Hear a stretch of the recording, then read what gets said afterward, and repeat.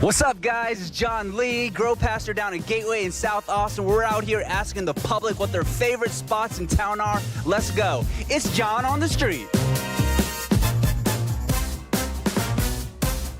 It's kind of hard to find people to interview. I wonder why it's so hard. I'm out here with Gabriel. How's it going, Gabriel? Good, how you doing? And what is your favorite outdoor activity to do in Austin? Oh, They're laughing. Why are they laughing? Why are they laughing? What's going on? I don't know, but My favorite outdoor activity in Austin is swimming. I love swimming at Deep Eddy and Barton Springs. Ooh. If I had to choose one though, I would choose Barton Springs. In the morning, sunrise swim. Climb at the Greenbelt. Climbing at the Greenbelt. Love it, love it. It's not necessarily in Austin, but anything floating is usually down in San Marcos. Walking. I like to skateboard, man. Tennis, play tennis. Tennis. Just right here, just in the park, just chilling, looking at the lake, listen to my podcast, you know. Favorite outdoor activity? I'm gonna go with running because there's lots of great trails here and the weather is nice and warm. Hiking, definitely. I love to hike. I like to walk, biking, all that stuff is really cool. And it's free.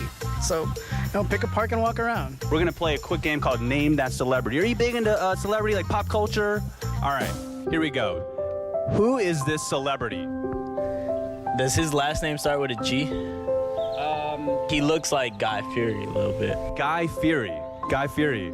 I like that. I like that. Flavortown. What is your favorite outdoor activity? Honestly, I'm around here a lot. I walk my dog a lot, and we go on adventures. What's your dog's name? Arlo. Arlo. What's up, Arlo? What's up, Arlo? Rock star right here. Arlo, what's your favorite outdoor activity to do in Austin? Sniffing microphones. You're the best, Arlo. So whether it's kayaking on Lady Bird Lake, finding that new hip coffee shop, grabbing a breakfast taco, we all have our favorite ways of experiencing the best summer ever. But we experience our best summer ever not when we visit that perfect vacation spot or whenever we check off items off of our bucket list. It happens whenever we have life-enriching conversations with friends, when we spend quality time with our family, when we show up for our coworkers and neighbors who are so different from us, or when we perform random acts of kindness for strangers. It is in this way that we can show the world that the church is in fact not a building, it's a people who are centered around the love and the goodness of Jesus. This week we learn how to stir up one another.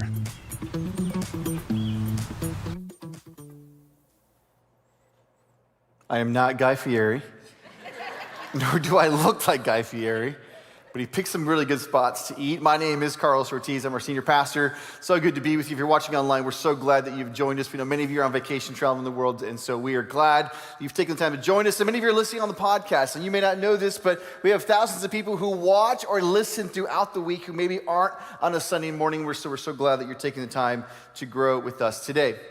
Have you ever heard of the phrase or the term or philosophy, the butterfly effect?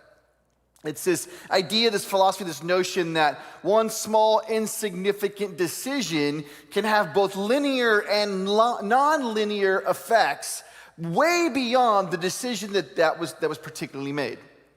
And this week, I was able to actually spend a few days in the Caribbean, not on vacation, but with one of our missions partners, who's making a difference in Haiti and in the Dominican Republic. And it was amazing to see the butterfly effect of so many of your decisions, or maybe us as a church, or other people, or the CEO and his family as they stepped out 25 years ago to start Mission of Hope.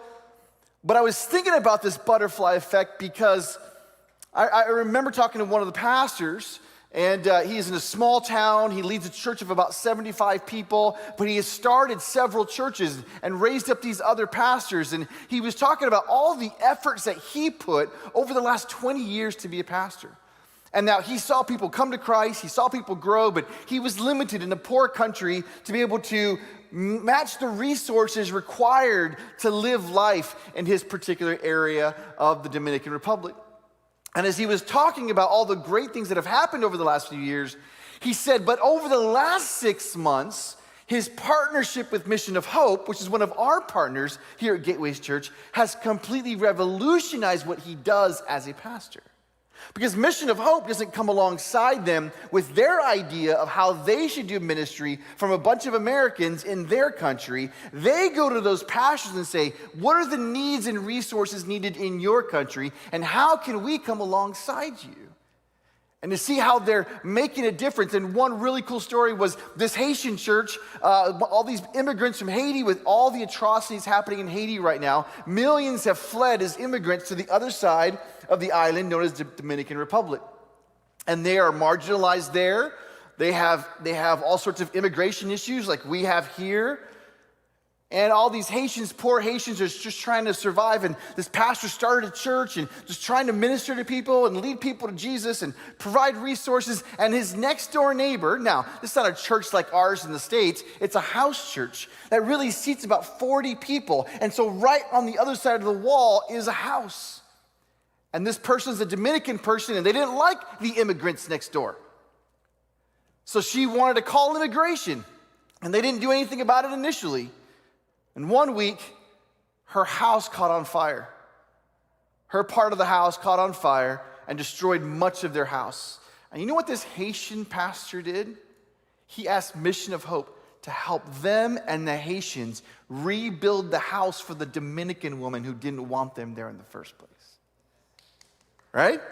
And now she's their biggest fan. And now she loves them, right?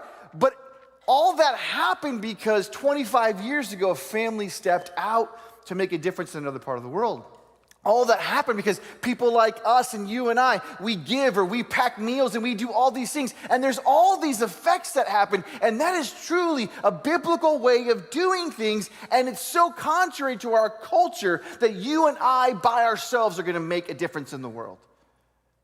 That this individual idea that we can really change the world, it's probably more the butterfly effect than it is you as a person and whatever resources you and I have.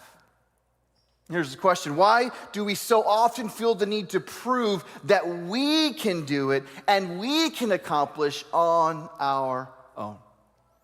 What is it about maybe the way we were raised, maybe about the culture, about how we are wired, that we feel that we have to do it on our own? We have to be the self-made person.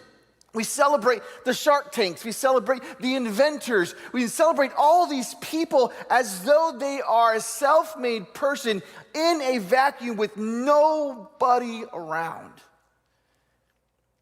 And that individual success can be accessible to every single one of us.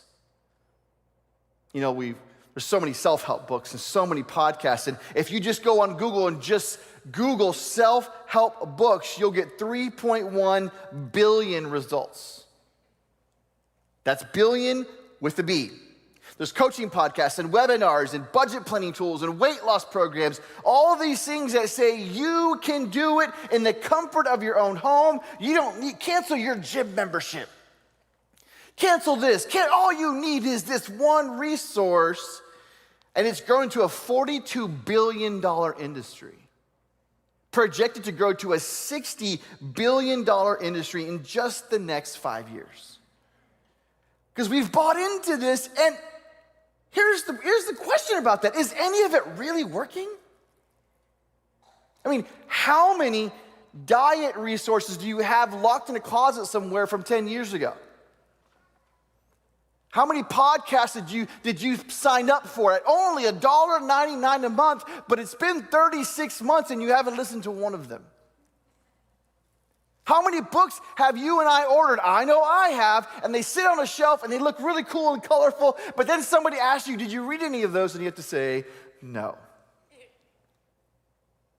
Because it sounds good, but is it really working? And we know it's not working because pre-pandemic, it said 20% of us, adults and teenagers alike, were struggling with anxiety and depression. Post-pandemic, that number is up 25%. And it's this tension That we live in an era there's so much information and everything is curated for you. Just take 5 minutes and do this survey and we will come up with a diet plan just for you. Just take 10 minutes and fill this out and we'll come up with a financial resource just for you. We will help you get ready for retirement. I made a mistake a few months ago, actually probably 6 months ago.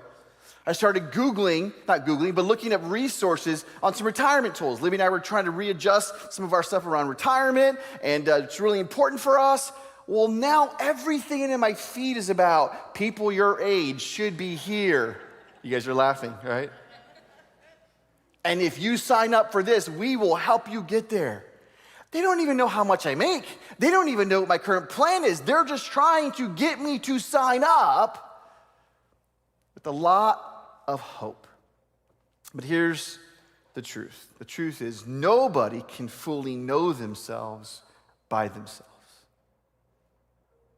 Nobody can fully know themselves by themselves because there's the weight of life and there's the weight of relationships and finances and career aspirations, dreams that you have. And we can try to do it on our own. We can try really hard to do it on our own. When I first got into ministry, I tried really hard to prove myself. I was not a Christ follower. I didn't start following Jesus till I was in college, but I grew up in church and I hated church and I spent years just trying to deconstruct and what I didn't agree with. And my dad was the pastor, like breaking down my dad's messages and like reading the Bible so I can argue with him and reading other books and all these things. So I finally come to know Jesus. And I'm trying to grow in my faith, and I'm doing it by myself, and I'm studying the Bible by myself, and I'm doing all these things. I get called into ministry, so I start doing ministry, and I'm working really hard. And my dad stops me one day, and he says, "What are you doing?" "Oh, I'm working for God." "Yeah, but you're doing it all by yourself, and this is not sustainable." It's like, "What do you mean? I'm a capable person. I can do this." And about 2 years in, I hit the wall. You ever hit the wall? If you're not sure if you hit the wall, you've never hit the wall. How many of you can honestly say, online in the room, you know when you've hit the wall? Raise your hand. That moment where you just broke down. Some of us cry in a puddle of tears. Some of us hit the wall and we just escape and we run from everything. Some of us do things we shouldn't do. Some of us drink too much. Some of us do all sorts of things. I hit the wall one day. Let me tell you what I did. I walked into my house and my mom was there, and my mom, I love my mom, her and I were really close, and she goes, "Mijo, I don't think you're okay." I said, I'm fine, Mom, I'm fine. "No, I don't think you're okay." And she gave me this hug and everything just broke. I'm only 21 years old, trying to strive to grow in God and make a difference. And I had a physiological response to the stress and anxiety and worry of my life. This happened 3 times in my life, and it might sound gross to some of you. It's totally okay.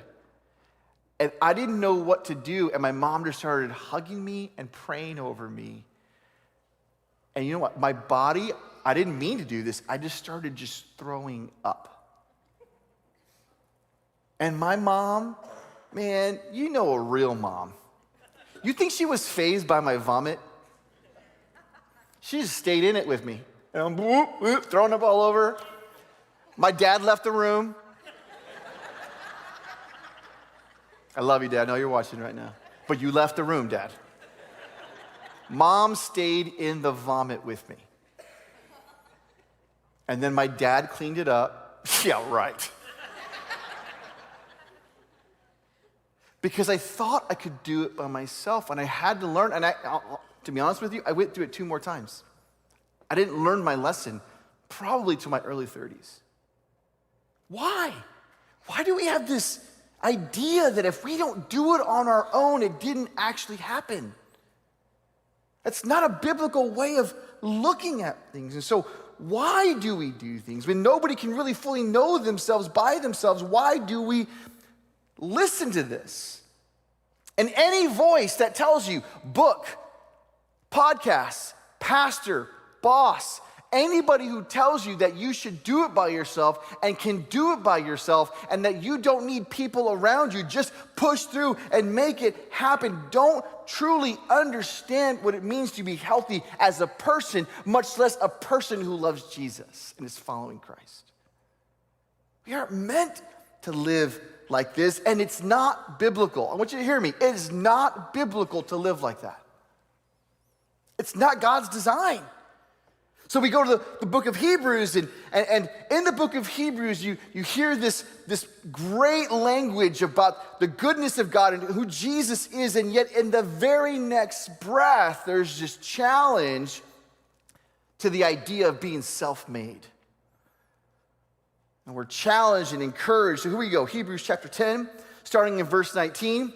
Therefore, brothers and sisters, since we have confidence to enter the most holy place by the blood of Jesus, verse 20, by a new and living way open for us through the curtain that is his body. I know we're going to get there. Some of this language, you're like, what does this mean? What curtains were we talking about? And since we have a great priest over the house of God, let us draw near to God with a sincere heart and with full assurance that faith brings, having our hearts sprinkled to cleanse us from a guilty conscience and having our bodies washed with pure water. What the heck? Some of you are like, I have no idea. I think I'm in the wrong place right now. I don't know what any of that means, but listen to this language, right? This most holy place. The curtain, the sprinkling, being washed.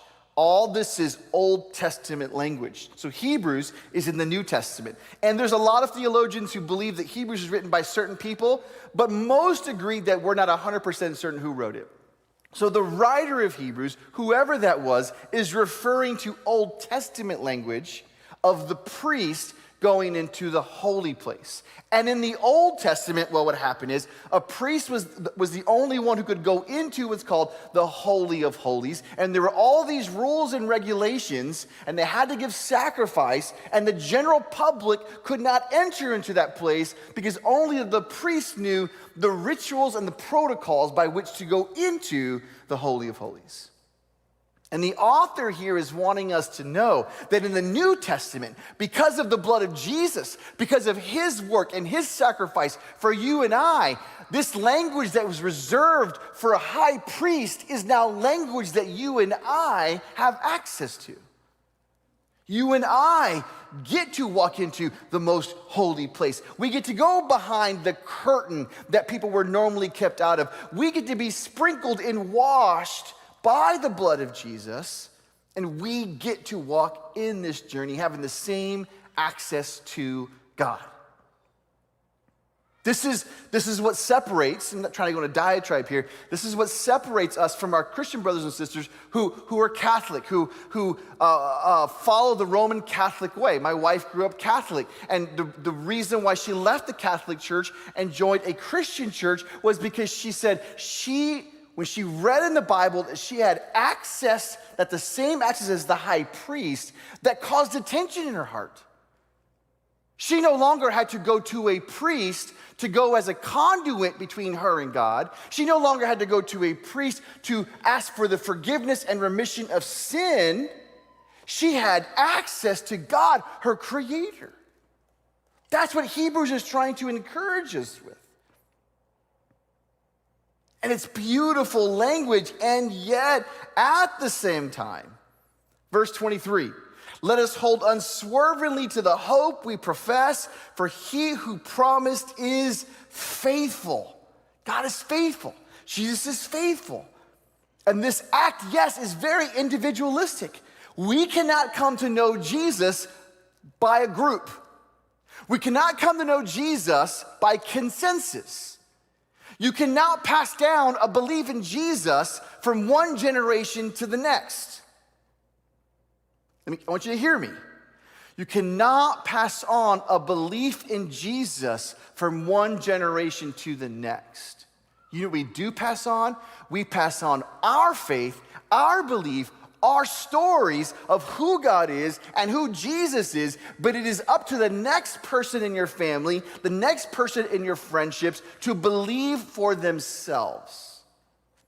We cannot force belief. Yeah, well, I'm a 10th generation Christian. There's no such thing as a 10th generation son of God. First generations. Have you believed? Have I believed for myself? Verse 24. And let us consider how we may spur one another towards love and good deeds, not giving up meeting together, as some are in the habit of doing. See that? I think they went through COVID back then. Verse 25, again, not giving up meeting together, as some are in the habit of doing, but encouraging one another, and all the more as you see the day approaching. Let me reiterate this. Consider how we may spur one another on towards love and good deeds. So here's how we break this down. If holding on to the hope we profess in Jesus is mostly about me, or mostly about who I am as an individual person, if I must believe in the hope of Jesus, then living out that hope is a we thing. Let me say it again. If holding on to the hope we profess in Jesus is mostly a me thing, let me tell you why. You and I have to make individual decisions about how we believe in Jesus. And so if that's a me thing, then living it out and the hope of that is a we thing. And that might sound contradictory to what we're talking about, but the truth is you and I have to make decisions because our hope has to be anchored in who Christ is. Our hope cannot be anchored in a church building or in a philosophy or a denomination of churches or a small group. I love it when people will come to me and say, man, I love Gateway Church. Man, I gave my life to Jesus here. I love Gateway. But here's the thing. As much as I'm glad you love Gateway, or you came to know Christ under John's leadership, or you're new and you came to Christ under my leadership, doesn't really matter. Doesn't matter. Do you have a hope in Jesus? Is Jesus at the center? And we just get to be a place and a conduit to love you where every life matters. Life by life, it matters, and yet we cannot save your soul. I cannot take you to heaven. I cannot heal you, and yet I can point you to the one who can. His name is Jesus. And so if that part is a me thing, is a you thing, then the living it out is a we thing. That's how it works. So those of you who are Lord of the Ring fans, it's basically Frodo carrying the ring. He's all by himself, but he's got Samwise Gamgee. And he's getting to Mount Doom, and he can't do it anymore. And he's on the ground. He can't figure it out. And he just can't go anymore. And you would think, as I'm watching the movie, well, Sam, take the ring and just throw it in the fire already. And this doesn't have to be a 3.5-hour movie. It could have been a 2-hour movie. But I read the books. I know that's not how it works. And what does his best friend Sam say? The one who didn't make the decision, but was there to support him. What does he say? I can't carry that ring for you, Mr. Frodo, but I can carry you. I can't carry the ring for you, but I can carry you. And do you and I know that as we stir one another, we can't carry each other's burdens, but we can help carry the person as they carry the burden? Because our hope is in Christ. And the living out that hope becomes about us together. Yes, the truth is we're going to have difficult seasons. And sometimes we have to build what we need before we need it. You have to build out what you need before you need it. I mean, you learn this when you're younger. You're applying for college. You're a junior, a senior in high school, and you're like, oh, I don't have anything to put on my resume when I apply to colleges. So what you see for the average high school student, all these hours of service right before application season. Why didn't you start when you were 12 and 13? I'm so proud of many of our students at Gateway who serve in our kids ministry, who serve on our tech teams. Already just having a life of service before they need it. Why? Because there are going to be difficult seasons that we face. or that your friends will face, or your children will face. And in those seasons, we have to know that we have built relationships with people. Not for usury's sake, but for the heart of serving one another. And Hebrew gives us these things at the front of our minds. Two things, just to review really quick about Hebrews. If you don't remember any of those passages, two things. One, hold on to Jesus. I mean, some of you may better remember it as Jesus Take the Wheel. Horrible song. Jesus Take the Wheel. Like, okay, at the center of everything is Jesus there. And then number two, look out for each other. Do you just look out for each other? I mean, I don't know about you, but sometimes I do have nosy neighbors. But guess what? Sometimes I need them to be nosy because they catch something. Do you know somebody came and knocked on your door and you weren't here? I did not. But thanks for looking out. What were you doing in front of my house at 2 o'clock in the morning? I don't know. But thank you. Just look out for each other. It's not really that difficult. We hold on to Jesus and we look out for each other. In the basic underwater demolition SEAL training called BUDS, there's these scenes that many of us have seen in movies or heard about. And there's this idea and this notion that if you and I go in front of a wave on the beach and we try to sit there and just withstand the wave, nobody can actually withstand the wave. Nobody. And actually, stay in place and withstand it. So they do this exercise where they go in front of the wave, and as soon as they sit down, they lock arms with the idea and the hope and the strong belief that together they go from zero chance of withstanding the waves, and together, locked arms, together they can make a difference by withstanding the waves that come, and sometimes they are there for hours. Why? Because they lock arms with one another and then they lay down. Who are you locking arms with? Who's locking arms with you? Because the waves come and we all succumb to the waves, and yet we go from zero chance by ourselves with having an opportunity and a hope and a future of not just surviving but overcoming when we lock arms with people around us. Is this easy? It sounds easy, it looks easy, but have you ever tried it? You ever tried it? Next time you go to the beach, take your 5-year-old and try it with them.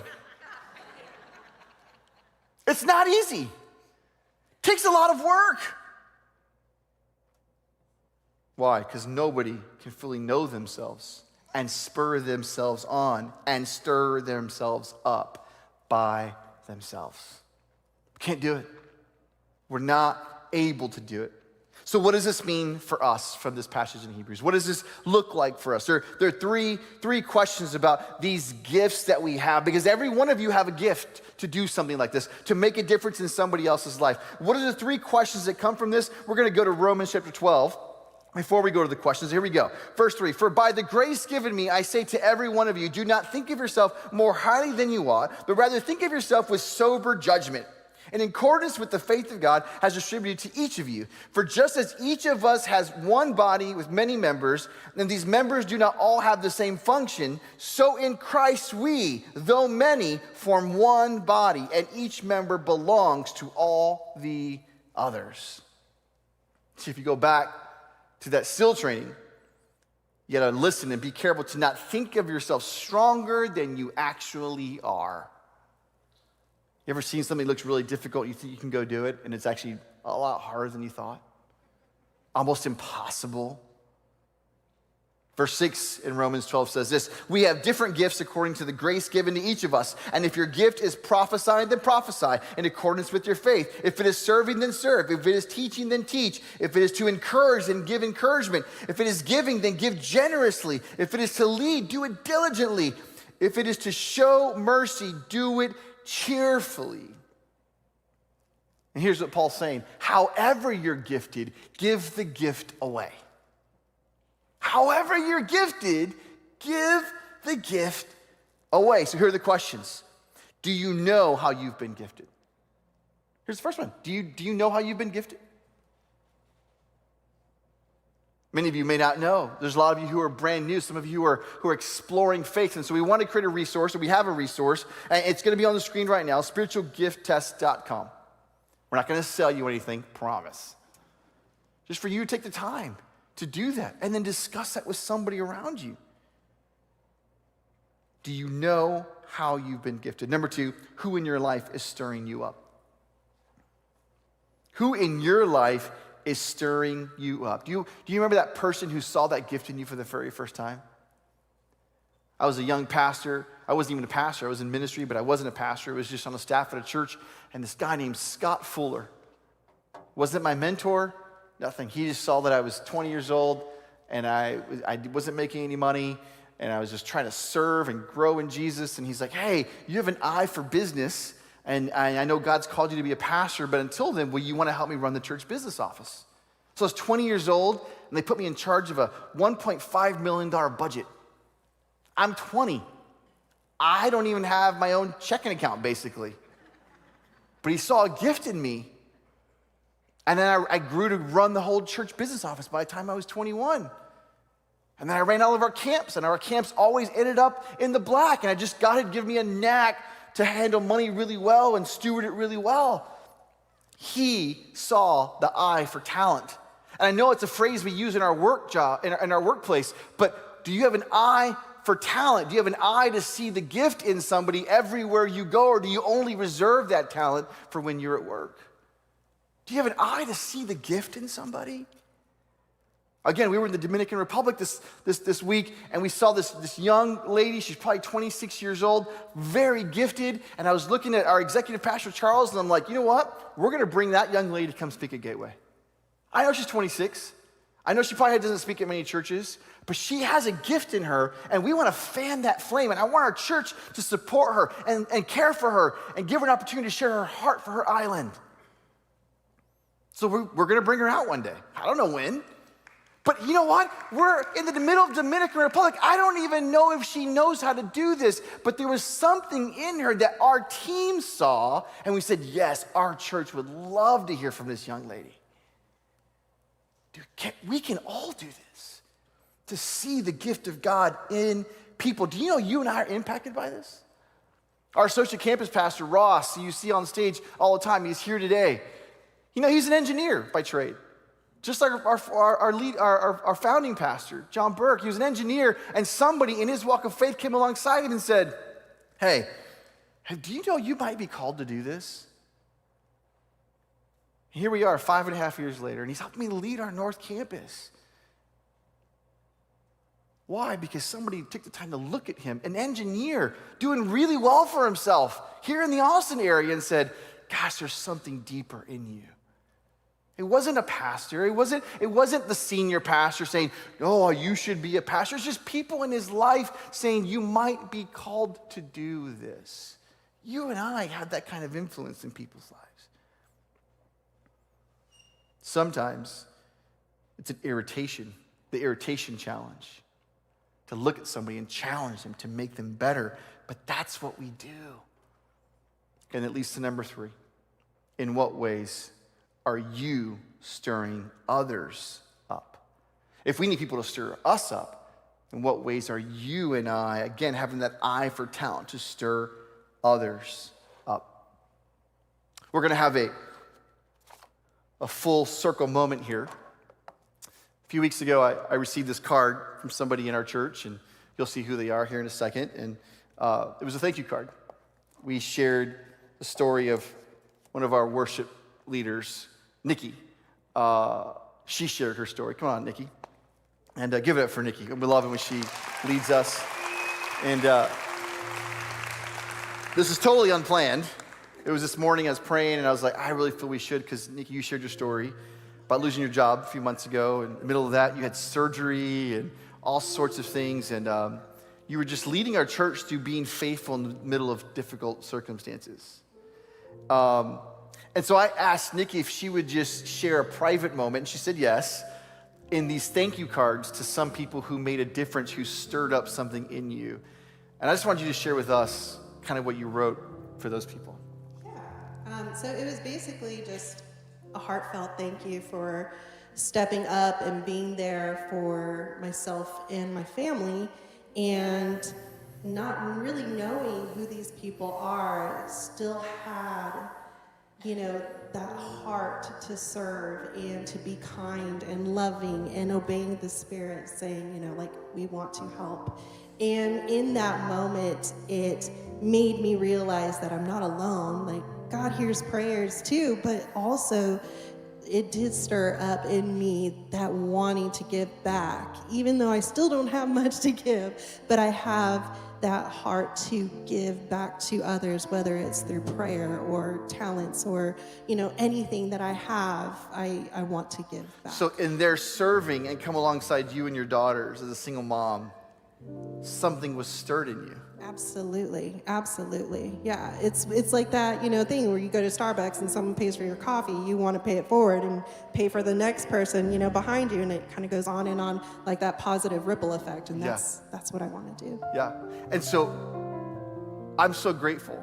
You made a comment earlier to me, like you grew up in church, but you've never felt as loved in the local church, right? Absolutely. I never experienced anything like this in my entire 44, almost 45 years. So yeah.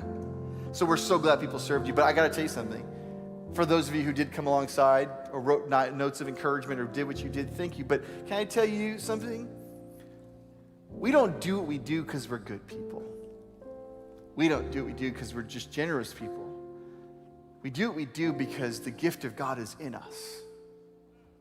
We do what we do because Romans says that whatever gift you have, whatever talent you have, let it be so stirred in you that it pours out into others, and it stirs out and it stirs somebody else to make a difference. All that happened with Nikki in this story right now is because of the gift of God in others. And then she gets to stir up others. And we do this because God is good. Because God loved us before we could ever love him. Because he sent his son Jesus to die for you and I. And so if we're challenged to do two things, hold on to Jesus and look out for one another, we got to go with the first one first. Hold on to Jesus. And I know walking in Jesus is a private matter, but it's really not so private. There's a public face of that. Next month, we're going to have times of baptism. And I've done this before at other places. Some of us believe in Jesus in a very private way. And God might be asking you to take that private belief and go public with it. And maybe this is the first time you'd ever be water baptized. And you're going to hear more about it in the weeks to come. Because we believe in Jesus. And the reason why we go public, because in that public, we go from me to we. We get to celebrate you. We get to do it together. But it starts with the goodness of God. It starts a belief in who Jesus is. So I'm asking Nikki to kind of lead us. You guys stay seated where you are. Ask them just to kind of lead us in a chorus. And sing it with them if you can. And if you don't want to sing it, it's fine. Just listen to it. It's coming from the bottom of their heart. The goodness and the greatness of God. Thanks, Nikki.